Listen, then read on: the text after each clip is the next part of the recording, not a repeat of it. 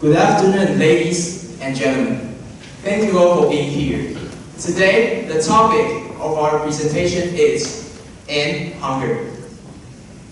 What are the ways to stop world hunger? Or is it even possible? There are hundreds of theories on how we can solve the problem. Some have been effective and others are not. One thing is certain, we must do something. According to the United Nations reports, like the states here we show, numerous people do not have enough food to get the nutrition they need every day. Even more, 1.6 billion tons of food is wasted across the globe annually. As the world population grows exponentially, countless people are still struggling to feed their children every day. Labor shortage, limited land, and food supply chain have all led to problems of hunger. So far, a number of measures have been implemented. For instance, the moving food market in South Korea. This is a program developed at the Korean National Food Bank and runs like a convenience store to serve donated and nutritious food to the most underprivileged people living in South Korea. Also, it functions in the regions of the country that are geographically isolated because of mountains and farms. So, by adopting this strategy, as we can see, the results are significant. When it comes to food distributed, the number of people and children served in South Korea. Right. And in Taiwan, there's a program called NASCAR. The program focuses on providing nutrient-rich food supplements to elementary students who live in rural areas. The program also teaches the families about food and nutrition to avoid nutritional imbalance. Taiwan's remote area have limited access to healthy food resources and a lack of correct dietary guidelines. Children often turn to junk food, causing obesity and malnutrition. Families in this region suffer from economic disadvantage. So, the NASCAR program not only provides nourishment to children, but also promotes and correct healthy eating habits by arranging nutritional classes and free summer camps.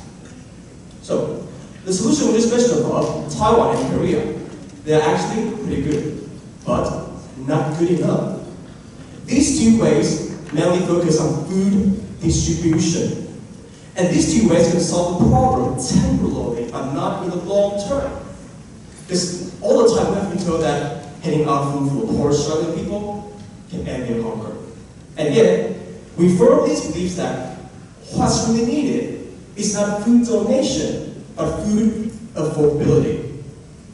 To put it another way, we need to increase the food production while reducing unnecessary costs and waste in the food supply chain to make food cheaper. So, how do we make it happen?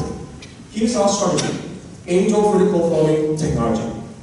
Yes, at the moment, the total supply of fruits and vegetables is falling 22% short of the global nutritional need.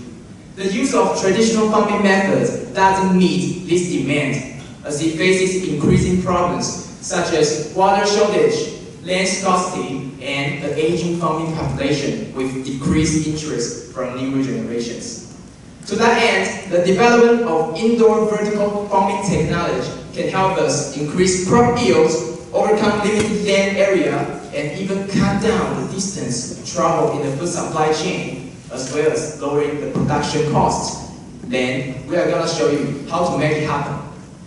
Currently, the United States imports 35% of products and travel an average of 2,000 miles before getting to the grocery store shelves. Since indoor vertical farms become largely local, vegetables grown in these vertical farms become much more appealing and edible for a longer period of time. By using grown shelf-mounted vertically, it significantly reduces the amount of land space needed to grow crops compared to traditional methods. And these types of growing is often associated with city and urban farming because of its ability to thrive in this space. And vertical farms is unique in that some setup doesn't require soil for plant to grow. Those are either at your farm. And because of recent technology advancements in agriculture space, It allows vertical farms to control every aspect of growing crops. Variables such as light, humidity, and water can all be precisely measured all day. Since production is no longer reliant on weather, or temperatures, or daylight. This means production can be reliably grown 24/7. Besides, like we mentioned earlier, labor has always been a pain point in agriculture. It is one of the most expensive costs in farming. The industry is currently experiencing a labor shortage.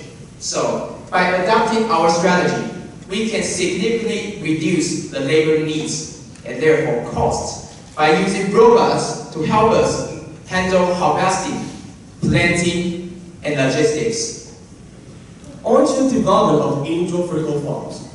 We can shed the restriction of seasonal weather patterns, overcoming transportation challenge, and even enhancing crops yield. All things considered, we believe that indoor vertical farm could be the future of food production. It can increase the food production, cut the production costs, and make people more affordable to food. By the time everybody on the planet can afford the food they need, the issue of hunger is gone, and this is what we hope. While the causes of hunger are complex, change is possible, and there is hope in actions. In the fight against global hunger, not only the most powerful countries need to stand out. Instead, every human being living in this planet should contribute. We have to be aware of which kind of problem we are facing, and which kind of world we are living, and how our ideas and our actions can make a change in our planet. Because we are the future. And together, we are able to help in many different ways.